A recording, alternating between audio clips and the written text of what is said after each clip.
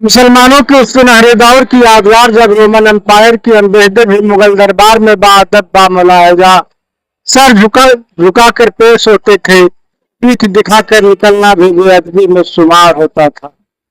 मुसलमान जब अपनी तारीख के उस दौर की भव्यता के प्रतीकों को देखने आएंगे तो लाजिम है कि अपनी फटी हुई चड्डी का ख्याल आ ही जाएगा।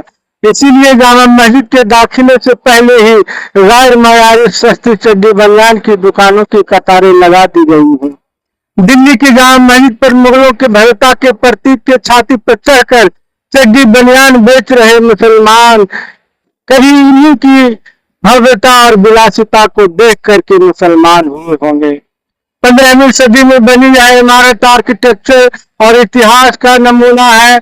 आज के एडवांस जदीद और साइंस के दौर में भी अपने देखने वालों को चकाचौंध से भर देने वाली यह इमारत इस तरह इलीगल इंक्रोचमेंट का शिकार है कि मस्जिद की बालाई जीनत तो देख सकते हैं, बाकी नीचे पन्नी प्लास्टिक से बनी दुकानों की कतारें ही दिखेंगी। इलीगल इंक्रोचमेंट ऐसा है जैसे मुगलिया सल्तनत के शाहकार के नाक के नीचे ही उसे काट छाट कर रख दिया गया हो।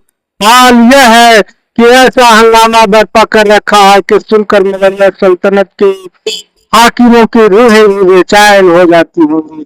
काश के मुस्लिम नुमा लोग इस खूबसूरत इमारत को इंक्रोचमेंट फ्री कर देते ताकि असली मुसलमानों के भाईचारे और पराक्रम की असली सुंदरता दुनिया देख पाती।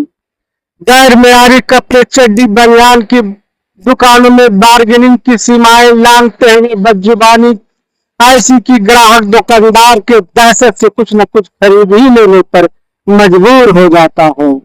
आज अगर मुगल बादशाह कोई भी होता तो हाथियों से कुचलवाने का फरमान जारी कर देता। खाने पीने की दुकानों में भी स्कैम, बेलज्जत खाने और पानी तक के पैसे अलग से वसूलते हैं। कहीं कोई नफीस मिजाज आदमी अगर इन होटलों यानी खाने की दुकानों पर चला जाए तो यकीन मानिए जायका ही नहीं कई दिनों तक उसकी तबीयत भी खराब हो सकती है। आज 14 अगस्त है।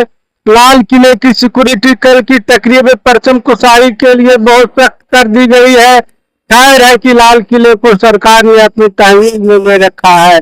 इसी बादशाह की उसी कारीगरों के द्वारा बनाई गई साकार इमारत चूंकि अल्लाह का घर है इसलिए अल्लाह के बंदे अल्लाह अकबर की आवाज को दबाते हुए अपनी कौम को सस्ती चड्डी बनियान फराहम कराने में मशगूल है। अगर कोई ऐसी मनचली सरकार इंक्रोचमेंट हटाने की कोशिश भी करे तो हर नए बदलाव को काफिराना और यहूदियों को साजिश करार देने वाले हिमायत कराएं छाती कूट कूट कर कहेंगे कि ये इस्लाम के हमला है। अगर कोई मनचली सरकार इंक्रोचमेंट हटाने की कोशिश भी करे तो यही उलमाए कराम जिनके नजदीक हर जदीद बदलाव काफिराना रवैया और यहूदियों की साजिश है वो कूट कूट कर छाती कूट कूट कर यही कहेंगे ये तो इस्लाम पे हमला है। कौन सरकार होगा जो एंटी इस्लामिक होने का टैग अपने माथे पर लेना चाहेगा और इस इंक्रोचमेंट के खिलाफ कोई मुहिम छेड़ पाएगा।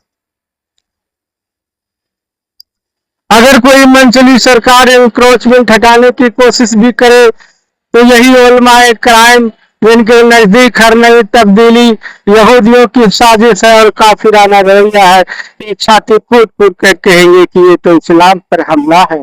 तो कौन अक्लमंद सरकार अपने एंटी इस्लामिक होने का टैग अपने माथे पर लेना चाहेगी?